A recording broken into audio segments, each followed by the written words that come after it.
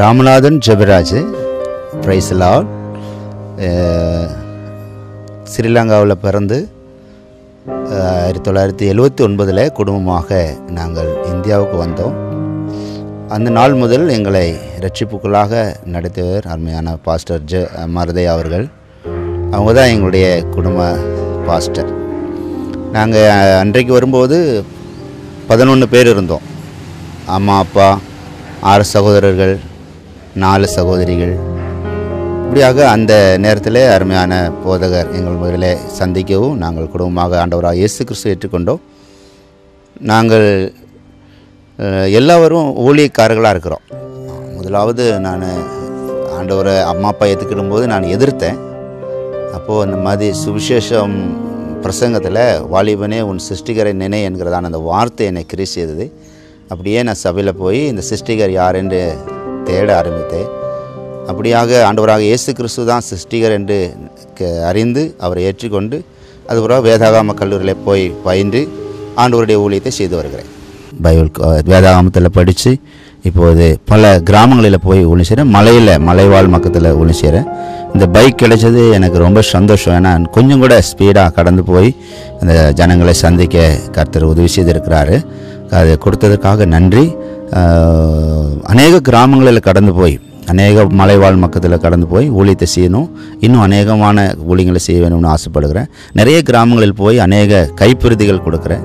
அநேக குடும்பங்களை சந்திக்கிறேன். அநேகருக்காக ஜெபம் பண்ணுறேன். உபவாச ஜெபம் நடத்துகிறேன். தொடர்ந்து இந்த காரியங்களை செய்வதற்கு எனக்கு சபை கட்டுவதற்கு ஒரு 4-5 கிராம மத்தியில் ஒரு சபை கட்டுவதற்காக இடத்துக்காக ஜெபம் பண்ணிக்கிட்டு இருக்கேன். அதற்காக ஜெபமிங்க. ரொம்ப நன்றி. So really I appreciate this wonderful man of God, and really God has been using him. Very large family, but I thank God the whole family came to Christ. Now he and all his brothers, 4 of them are in the ministry. We have to praise God, and we thank you for your prayers and support. God bless you.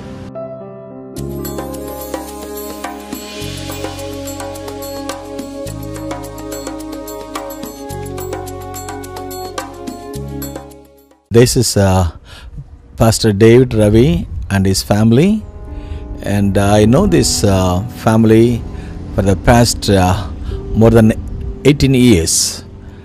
They are all coming from our church, main church, Peace Assembly of God Church, and God has called them, and so now they have been serving in this small little village called Vallanadu. And when they were starting, nothing was there. But after they came and started the work, now they have we have over 150 members are coming and worshiping all Sundays. So I'm so happy to introduce this family, Mr. and Mrs. David Ravi, and so they will share about their life and how God has been good to them, how God has helped them to start this work, and so I would like to ask him to share with us. Thank you so much. God bless you. Palayamkottai Samathanapuram சபையில் ஒரு விசுவாசியாக இருந்து ஆண்டவரால் தொடப்பட்டு ரட்சிக்கப்பட்டு முழு நேர ஊழியத்திற்கு அழைப்பை பெற்று இந்த கிராமத்திற்கு தெரு பிரசங்கங்கள் வாலிபர்கள் என்னும் தாய்மார்கள் அவர்கள் அழைத்து கொண்டு வந்து ஞாயிற்றுக்கிழமை மாலையிலே கிராம ஊழியமாக செய்து அந்த ஊழியத்தின் மூலமாக இந்த சபை ஆரம்பிக்கப்பட்டு இப்பொழுது மகிமையாக கர்த்தர் நடத்தி கொண்டு வருகிறார். இப்பொழுது 24 வருடமாக இந்த ஊழியத்தில் இருக்கிறேன். ஆண்டவர் இந்த ஊழியத்தின் பாதையில் ஆச்சரியமாக நடத்தி கொண்டு வருகிறார். ஒன்றும் இல்லாமல் இருந்து ஆண்டவர் இந்த இடத்துல சபையை ஆத்துமாக்களை உருவாக்கி தந்தார். ஒரு குடும்பம் இருக்கும்போது இந்த இடத்துல சமாதானபுரத்து சபைக்கு வந்தார்கள். அதன் மூலமாக அவர்களை சந்தித்து புதிய ஆத்துமாக்களை சந்தித்து இந்த கிராமத்தின் ஜனங்கள் எல்லாம் சாதாரணமாக சாராயம் விற்கிற இடம், இன்னும் பலவிதமான புற மதஸ்தர்கள் இந்த பகுதியில் இருக்கிறார்கள். இது ஒரு வனாந்தரமான இடம் நிலைத்து கடினமான இடம், கொலை வெறிகள் பிடித்த ஒரு கிராமம். இப்படிப்பட்ட இடத்துல ஊழியம் செய்ய வேண்டும் என்கிற ஒரு வைராக்கியம், ஒரு வாஞ்சை ஆண்டவர் எனக்கு ஊந்தி தள்ளினபடினால் இந்த கிராமத்திற்கு என்னை ஒப்பு கொடுத்தேன். இந்த கிராமத்தில் ஆரம்பத்தில் உடனே ஏற்றுக்கொள்ளவே இல்லை.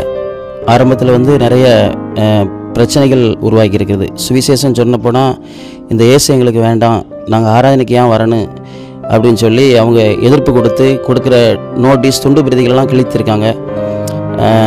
இந்த கிராமத்தில் 2-3 முறை நான் தாக்கப்பட்டிருக்கிறேன். அடிச்சிருக்காங்க, என்னை அடித்திருக்கிறாங்க. இப்படிப்பட்ட அடியை வாங்கிட்டு ஆண்டவருக்காக திரும்ப நான் பதில் ஒன்று ஜெபம் பண்ணி ஆண்டவர்கிட்ட தேவ சத்தத்தை அறிஞ்சு திரும்ப இந்த கிராமத்தில் ஊழியம் செய்யணும் ஆண்டவர் என்னை ஊன்ற தள்ளினபடினால் பரிசுத்த ஆவியானிடத்தில் நான் ஒப்பு கொடுத்து ஜெபித்து திரும்பமாக இந்த ஊழியத்தை கட்டி எழுப்ப கர்த்தர் உதவி செய்தார். அப்போ ஒரு ஓடிப்போன்னு நினைக்கல. அழைத்த தேவன் உண்மையுள்ளவர், ஆத்துமாக்களை எப்படியாவது இந்த கிராமத்தில் தருவார்.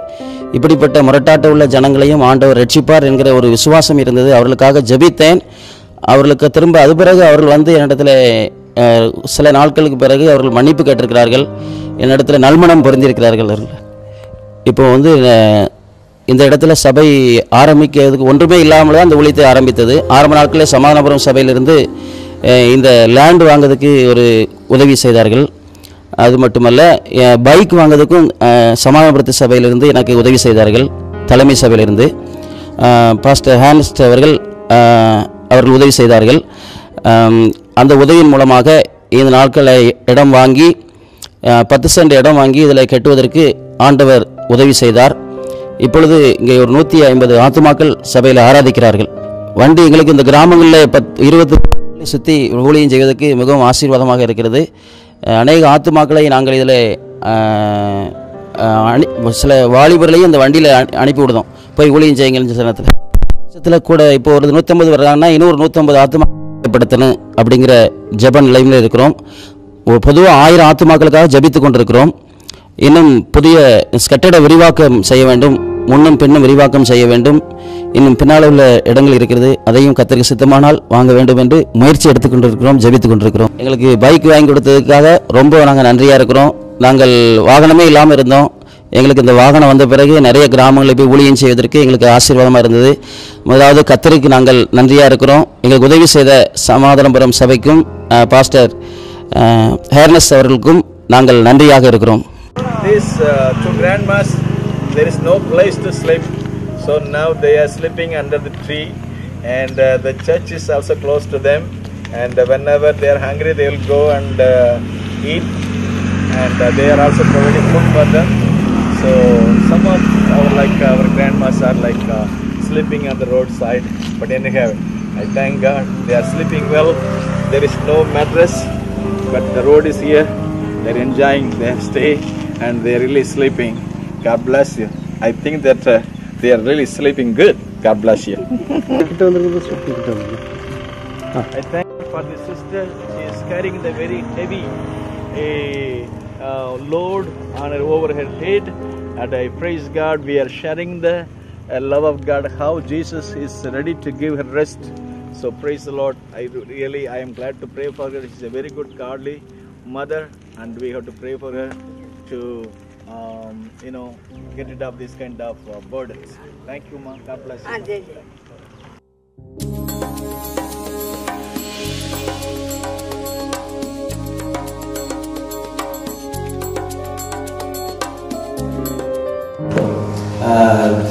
This is Pastor Peter Pavanasam. He comes from a very strong Hindu family background, and when he was in trouble, when he was facing so many financial crises, he came to know Christ as the Lord and Savior. When he got saved, the whole family rejected him, but God has helped us to receive him one of our family. So we shared the gospel. We gave him enough food and shelter, and he got saved and baptized and called for the ministry. and God has helped us to send him for 2 years Bible training. Then when he graduated from our Extension Bible Center, now God has opened the way for him to come to this village called Puliya, a small little village. And so God has opened the way for him to come and work for these people. And thank God, he and his wife, 2 kids, are doing a very good ministry in this place. Not only in this village, they are visiting more than 10-20 villages around this place. Peter is a very good, great man of God. When he was in need, God has helped us to buy this land, to build this house, and people are coming every Sunday. It is really, God has blessed this village, and I would like to ask some more questions from our brother Peter, and he will answer to us. Brother Peter, how did you come to know the Lord Jesus Christ in your life? 1989 business தொடங்கினேங்க. 1989லேருந்து 97 வரைக்கும் TV வியாபாரம்லாம் பண்ணிகிட்டு இருந்தோம். அந்த TV வியாபாரத்தில் 4 பேர் பார்ட்னர்ஷிப்பாக பண்ணிகிட்டு இருந்தோம். ஒரு 40 லட்ச ரூபாய்க்கு மேலே அது லாஸ் ஆகிடுச்சு அந்த பிஸ்னஸ். 40 லட்சம். அதான் ஒரு ஃபைன் மார்னிங் அந்த க்ளோஸ் பண்ணணும், இல்லைன்னா ஊரை விட்டு ஓடணும் அப்படிங்கிற ஒரு நிலைமையில் ஒரு நண்பர் மூலமாக கிரைஸ்டை ஏற்றுக்கிட்டோம். அதுவும் அவர் சொன்ன ஒரு வார்த்தை என்னென்னா, ஜீசஸை ஏற்றுக்குங்கன்னு அவர் என்கிட்ட சொல்லலை. உயிருள்ள ஒருத்தர் இருக்கிறாரு, அவரை நீங்கள் கும்பிடுங்கன்னு சொன்னார். நான் உயிருள்ளவர் ஒருத்தரை நீங்கள் எப்படி இருக்குங்கன்னு எனக்கு தெரியாத ஆண்டவரே சொல்லி கும்பிட்டேன். அப்போ இயேசு வந்து 99 அப்படி வாழ்க்கைக்குள்ளே புதிய ஏற்பாடு மூலமாக வந்தார். அப்புறம் தான் 2000 அங்கே பக்கத்தில் என்ஜோ காலனியிலேருந்து அந்த சபைக்கு நாங்கள் போய் அங்கேருந்து பேப்டிசம் எடுத்து, அப்புறம் உங்கள் மூலமாக அங்கே நம்ம பைபிள் காலேஜில் படிக்க ஆண்டவர் உதவி செய்தார். ரொம்ப நெருக்கடியான அந்த நேரத்தில் தான் எனக்கு இந்த இயேசு நாங்கள் ஏற்றுக்கொண்டோம். மனைவி 2 பிள்ளைகள் உண்டு. எல்லாம் சின்ன சின்ன பிள்ளைங்கள் அந்த நேரத்தில். இப்போது அந்த நேரத்தில் ரொம்ப கஷ்டம், படிக்கிறது கூட, பிள்ளைகளை படிக்க வைக்கிறது கூட கஷ்டப்பட்ட நிலையில் நல்ல உதவிகள் உங்கள் மூலமாகவும் நாங்கள் பெற்றுக்கொண்டோம். இந்த படித்து முடிச்சதுக்கப்புறம் எங்கே போகணும்னு தெரியாத ஒரு சூழ்நிலையில் தான் இந்த கிராமத்தில் ஊழியம் நீங்கள் சொன்னீங்க. உங்கள் மூலமாக இந்த புளியங்குளத்துக்கு சபைக்கு நாங்கள் வரவும், கடந்த 10 ஆண்டு இந்த தலை சபையாக இதில் வச்சு இதிலேருந்து நாங்கள் இந்த ஊழியத்தை செய்து வர்றோம். இதுலேருந்து பக்கத்தில் இருக்கிற கிராமம் அங்கே ஒரு 5 கிராமம் பக்கத்தில் இருக்குது. ஆழ்ச்சினூரில் ஒரு மையமாக வச்சு செய்கிறோம். அது மாதிரி செய்திகள் ஒரு மையமாக வச்சு அங்கே ஒரு 10 கிராமம் அங்கேயும் செய்கிறோம். ஆண்டவர் நல்லா ஆசிரியச்சு வர்றாரு. மேலும் இந்த பகுதியிலலாம் அவ்வளோ வாகன போக்குவரத்து ரொம்ப கஷ்டமாக இருந்ததுனால அப்போ ஒரு சின்ன வண்டி இருந்தது. அதுக்கப்புறம் நீங்கள் பாஸ்டர் யானஸ் மூலமாக எனக்கு ஒரு ஹீரோ ஹோண்டா பைக் கொடுத்தீங்க. அது மூலமாக ஊழியங்களை நல்ல வேகமாக போய் சந்திக்கவும், ஜனங்களை போய் சந்திக்கவும் ஆண்டவர் பெரிய கிருபை செய்தார்.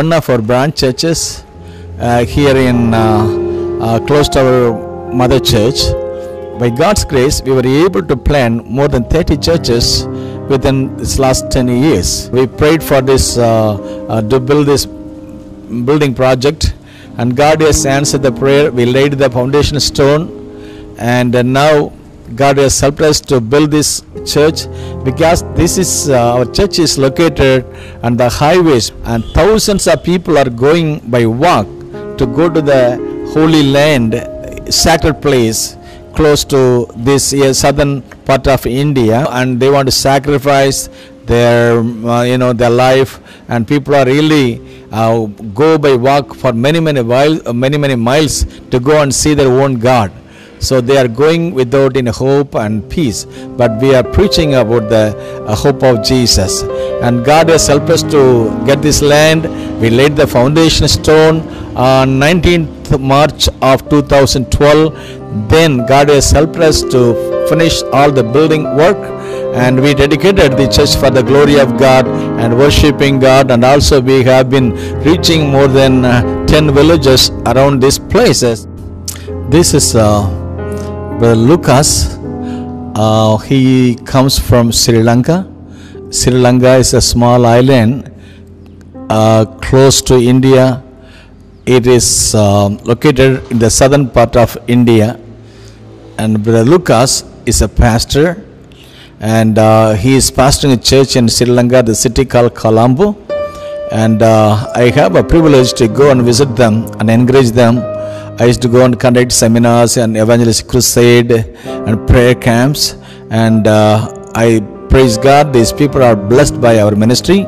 So they wanted to come and visit India, and he has a very good family. He is also a pastoring a church and a very good church in Sri Lanka. And so I would like to, I'm glad to introduce this wonderful man of God. And he would like to share something about his country, his family, and how the churches are growing in Sri Lanka. Hello, Brother Lucas. How are you? Fine. It is good to see you in our country, in India. And how did you receive Jesus as your Lord and Savior? 1989 வருடத்தில் நான் இயேசுவை சொந்த இரட்சகராக ஏற்றுக்கொண்டு 3 மாதத்தில் நான் தேவனுடைய ஊழியத்துக்கு ஒப்பு கொடுத்த பிறகு என்னுடைய பின்னணி ரோமன் கத்தோலிக் குடும்பத்தை சேர்ந்த நான் இருந்தாலும் தேவனுடைய வார்த்தையை தெரிந்து கொண்டு நான் இயேசுவை ஏற்றுக்கொண்ட பிறகு தொடர்ந்து நான் தேவனுக்காக ஊழியம் செய்ய ஆரம்பித்தேன். 1996 வருடத்திலிருந்து 98 வருடம் வரைக்கும் வேதாம கல்லூரியில் படித்து 99 வருடத்திலிருந்து 2009 வருடம் வரைக்கும் மிஷன் ஊழியத்துக்காக நான் சென்றேன். இப்படியாக நான் சென்று தேவனுடைய ஊழியத்தில் நான் ஈடுபட்டேன். அந்த நாட்களில் கடும் உபத்திரங்களும் பிரச்சனைகளுக்கு மத்தியில் நான் தேவ ஊழியத்தை நடப்பித்தேன். காரணம், இலங்கை தேசத்தில் பௌத்த நாடாக இருக்கிறபடியால் அந்த தேசத்தில் கிறிஸ்தவர்களுக்கும் ஒரு காலகட்டத்தில் தமிழ் மொழிக்கும் ஒரு விரோதமான காலம் ஏற்பட்டாலும் கர்த்தர் தாமே அந்த இடத்தில் ஊழியத்தை செய்து கொண்டு போக கிருபை செய்தார். எங்களுடைய ஆலயம் அடிக்கப்பட்டது, ஜனங்கள் துன்புறுத்தப்பட்டார்கள். ஆனாலும் அந்த காலகட்டத்தில் தேவனுக்குள்ளாக நிலைத்திருந்து அந்த ஊழியத்தை கட்டியெழுப்பவும் ஒரு திரளான கூட்டத்தை ஆதாயப்படுத்தவும் அந்த இடத்தில் ஒரு ஆலயத்தை கட்டி முடிக்கவும் தேவன் எங்களுக்கு கிருபை செய்தார். எதிர்ப்பின் மத்தியில் ஊழியம் செய்யும் பொழுது ஜனங்கள் வருவது குறைவு, ஆனால் அந்த ஜனங்கள் தேவனுக்குள் நிலை நிற்கிறார்கள். தேவன் நாமத்துக்கு மகிமை உண்டாகட்டும். And Sri Lanka, so I had a privilege to go and visit Sri Lanka. You know, there is a fight between two groups, Sinhalese and Tamil speaking people, but many people, they died during the civil war, but now God has brought them peace. So now the country is a peaceful country, but still the Buddhist people are really giving some trouble to the ministry in Sri Lanka, but God has been using this wonderful man. விசேஷமாக நான் கர்த்தருக்கு ஸ்தோத்திரம் சொல்லுகிறேன். 2013 வருடத்திலிருந்து pastor cleanse மர்தையாவோடு எங்களுக்கு இடையே தந்த கிருபைக்காக தேவனுக்கு நன்றி செலுத்துகிறேன். ஒரு தகப்பனாக எங்களுக்கு நாங்கள் அந்த நாட்களில் ஒரு டீமாக நாங்கள் இந்தியா தேசத்துக்கு வந்தோம் 2013. அந்த நாட்களில் எங்களுக்கு தேவையான விதத்தில், அதாவது பொருளாதார ரீதியாக எங்களுடைய குழுவை நல்லா பராமரித்து எங்களை பார்த்து அநேக ஊழியங்களுக்கு எங்களை வழி செய்தார். அதற்கு பிறகு நாங்கள் மறுபடியும் தனியாக நான் ஊழியத்துக்கு வரும் பொழுது எனக்காக, அதாவது ஏர் டிக்கெட் கூட சபையினால் கொடுத்து எங்களுடைய ஊழியத்தை இன்னுமா கட்டி எழுப்ப உதவி செய்தார். அதே வண்ணமாக விசேஷமாக நான் சொல்ல வேண்டும், அதாவது இலங்கை தேசத்துக்கு போதகரும் டீமாக வந்து இலங்கை தேசத்தின், அதாவது பாஸ்டர்ஸ் கான்ஃபரன்ஸ் வைக்க உதவி செய்தார்கள். அதே போல் அநேகரை கட்டியெழுப்பதற்கு, அதாவது ஆவிக்குரிய ரீதியாக ஜெபத்துக்கூடாக லீடர்ஷிப் கூட கட்டியெழுப்பதற்கு பெரும் உறுதுணையாக இருந்தார் அந்த தேசத்தில் வந்து. அதன் மூலமாக அநேகர் ஆசீர்வதிக்கப்பட்டார்கள். ஸோ உங்களுடைய எதிர்கால திட்டம் என்ன, உங்கள் நோக்கம் என்ன, உங்கள் கோல் என்ன? அதாவது எதிர்காலத்தில் நான் இலங்கை தேசத்தில், அதாவது அசம்பிளி ஆஃப் காட் சபை, ஒரு சபையை உருவாக்குவது, அது மாத்திரமல்ல திரளான ஆத்துமாக்கள் தேவனுக்காக வென்று கொண்டு அநேக தேவ ஊழியர்களை எழுப்புவது எனது பிரதான நோக்கமாக இருக்கிறது. விசேஷமாக இவை அனைத்துக்காக நான் பாஸ்டருக்கு பின்பாக அவருக்கு அந்த ஊழியத்தை செய்து கொண்டு போக உறுதுணையாக இருக்கிறவர்களுக்கு நான் நன்றி செலுத்துகிறேன். விசேஷமாக தேவனுக்கு நான் நன்றி செலுத்துகிறேன். இப்படியான ஒரு உறவை தேவன் கட்டி எழுப்பி தந்திருக்கிறார். தொடர்ந்து இந்த ஊழியத்தை, எங்களுடைய இலங்கை தேசத்தில் இருக்க இந்த ஊழியத்தை செய்து கொண்டு போக நான் நம்புகிறேன். வரும் நாட்களிலும் அதிகமான எங்களுக்கு ஆவிக்குரிய ரீதியாக, சர்வ பிரகாரமாக, ஆலோசனைக்கூடாக, பொருளாதார ரீதியாக அவர் எங்களுக்கு உதவி செய்ய நம்புகிறோம். அந்த ஊழியத்தின் மூலம் தேவநாமம் மகிமைப்படும்.